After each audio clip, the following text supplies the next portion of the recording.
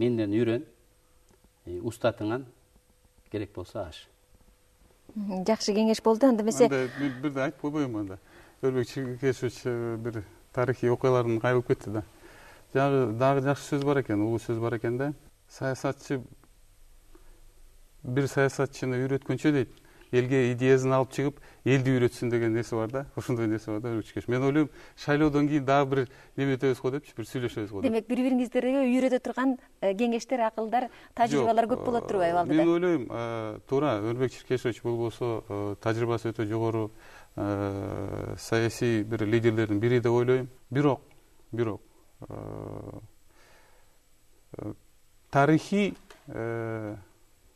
окуяларды булар болсо өз убагында мынакей азыр аткарды да.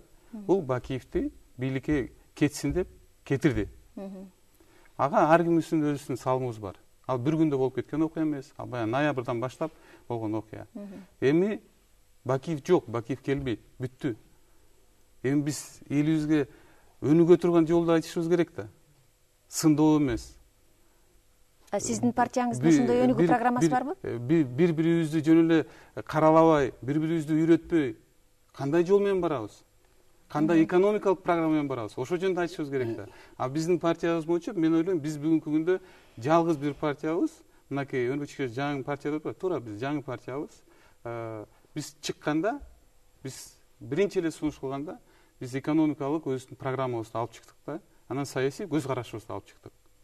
Саясий негизги көз карашыбыз кандай? Негизги көз карашыбызды алып чыктык. Негизги көз карашыбыз биз болсо айтып атабыз.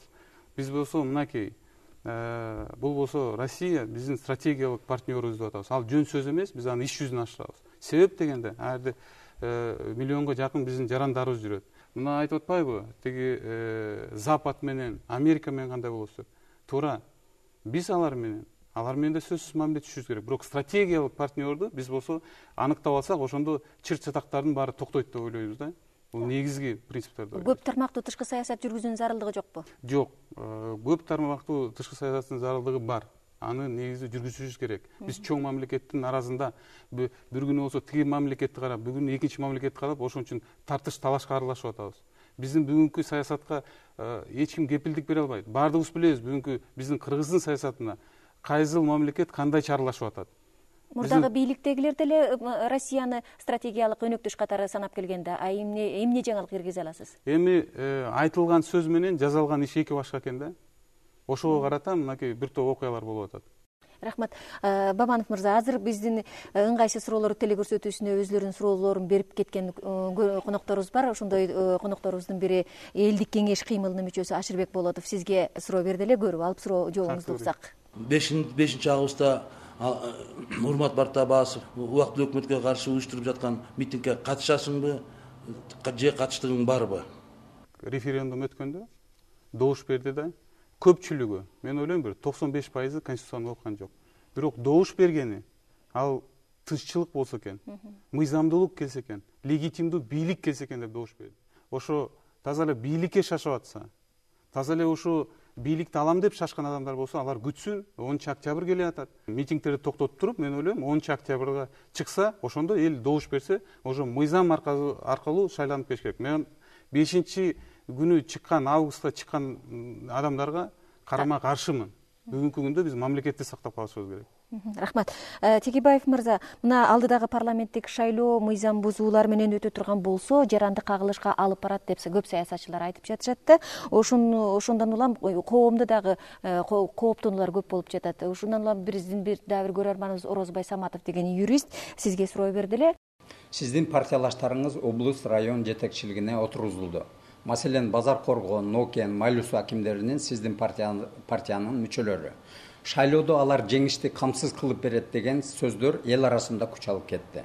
Демек, административдик ресурстарды колдонууга даяр болуп калдыңыздарбы?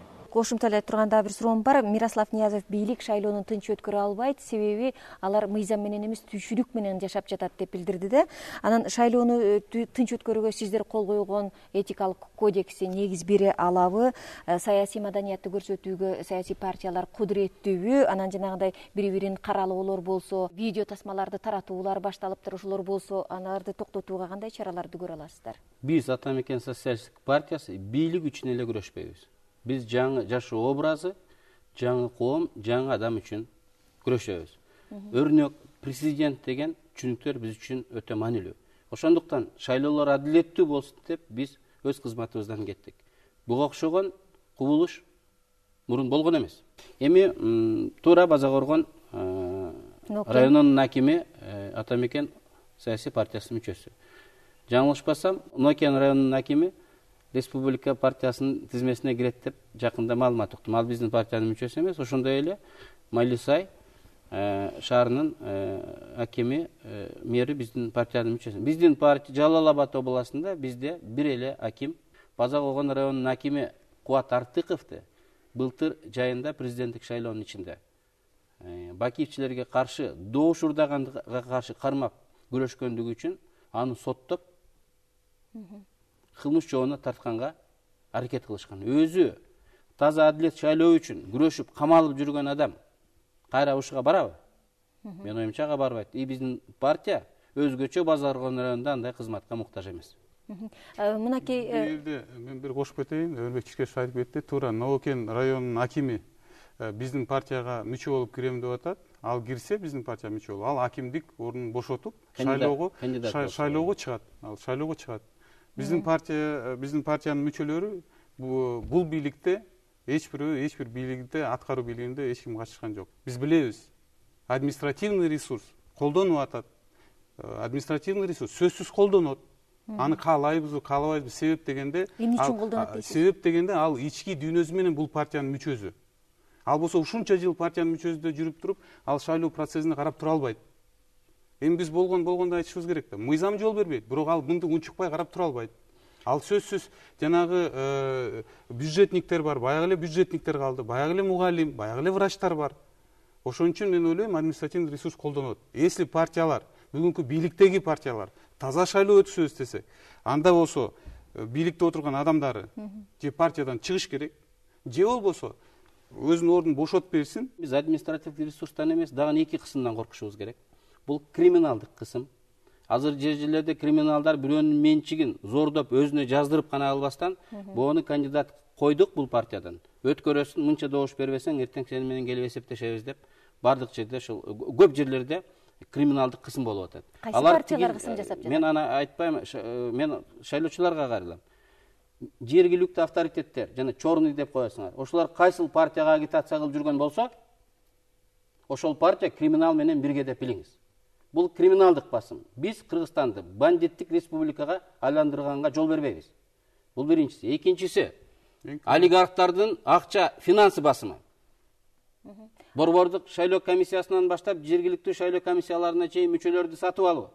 Адамдарга кум жардам, башка нерселерди берип, жолуңду оңдоп беремин, башка жардамдарды таратып, элди акча менен бузууга болгон аракет. Бизге республиканы сатып алганга акчабыз жетет деп жарыялаган идеологияга биз каршы турушубуз керек. Бул эки кысым бүгүнкү административдик кысымга караганда эң коркунучтуу.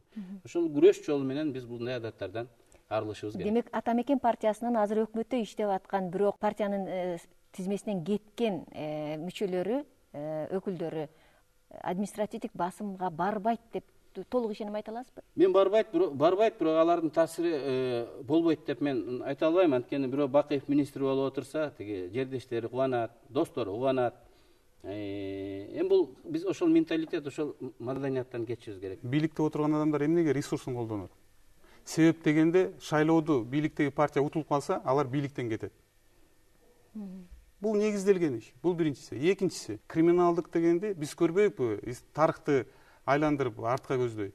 Рыспек тиги аянтка бозу тиккенде кайсы депутаттар, кайсы партиядан ошол жака барды эле жолукканы. Ким Рыспекке каршы чыкты эле? Ошону көрүшүбүз керек. Биздин да партия айтып атат, криминалды түп тамыры менен кудай калса жок кылабыз. Биз ага ишенебиз. бул жерден биздин көз карашыбыз мен ойлойм ата мекен менен биз толук бирдейбиз, дал келебиз.